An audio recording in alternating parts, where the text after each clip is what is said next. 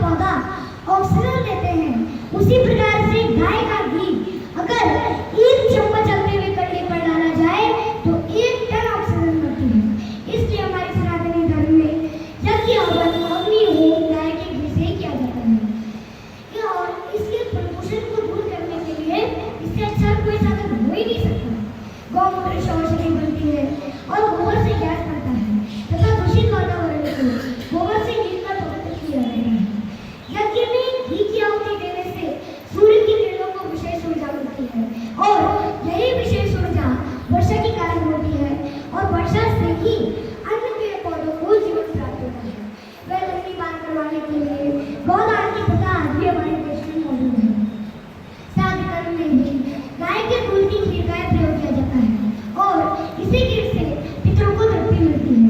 देवता पितर मनुष्य सभी को शारीरिक बल गाय के दूध से मिलती है। संध्या काल में जब गाय घास खाकर घर लौटती है तब गाय के खुरों से उड़ने वाली धूल समस्त पापों को नाश कर देती है और उस समय की वेला गोधूली वेला सभी मुहूर्तों में सबसे सर्वोत्तम मुहूर्त होता है। 15 दिनों तक गाय और गाय के बछड़ा को जमीन पर बांधने से सभी तरह की आश्चर्य शक्ति समाप्त हो जाती है, वो जगह पवित्र हो जाती है। गौ सेवा करने से पुत्र रत्न की प्राप्ति होती है। जैसा कि रघुवंश महाकाव्य की द्वितीय सर्ग में दर्शाया गया है कि जब राजा दिलीप को वंश नहीं होने पर गुरु वशिष्ठ ने गौसेवा करने के प्रस्ताव दिए।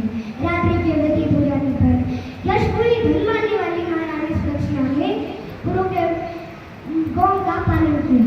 तस्या पुरन्या सपवित्र वांछुं अपांछुलाना धुरिकीर्तिनीया मार्गं मनुष्वे स्वधर्मपत्नी श्रुत्येर्यार्थं स्मृतिर्गच्छत्।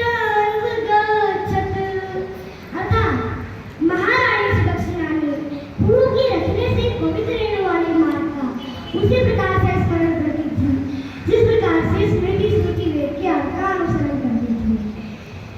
और इतना ही नहीं बल्कि नंदिनी के सोने पर स्थित मुच्चरित प्रियतम निषेधशीला शरणवंदधीया जलाभिलाषी जलमादताना छायेवताम्बू पतिरंगच्छत्। अर्थात नंदिनी गौ के ठहरने पर ठहर जाते थे। सब पतिव्रताओं में अग्रगण्या प्रशंसनीय राजा दिलीप की पत्नी महारानी सुलक्षणा ने और प्रजापालक राजा दिलीप ने नंदिनी के ठहरने पर ठहर जाते थे, चलने पर चल पड़ते थे, जल पीने की इच्छा से करने से जल पीने की इच्छा करते थे और सोने की इच्छा करने से सो जाते थे।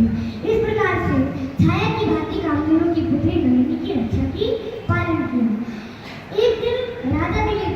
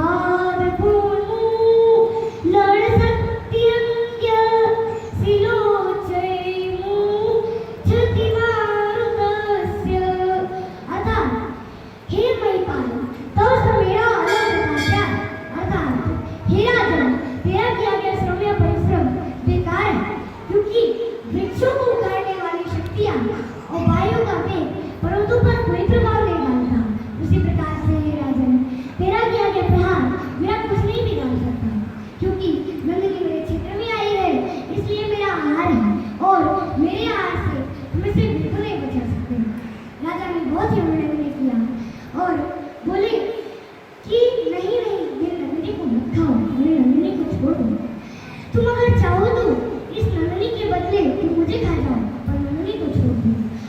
तब व्याघ्र ने व्यंग उड़ाते हुए मुस्कुराते हुए कहा कि हे राजन, एकाकिपत्रं जगतो प्रभुत्वं नवं वयवनान् तमिदं बभूश्च अल्पस्य हेतुर् बहुआत्मिच्छन् विचारमूढ प्रतिभाषिते त्वम्।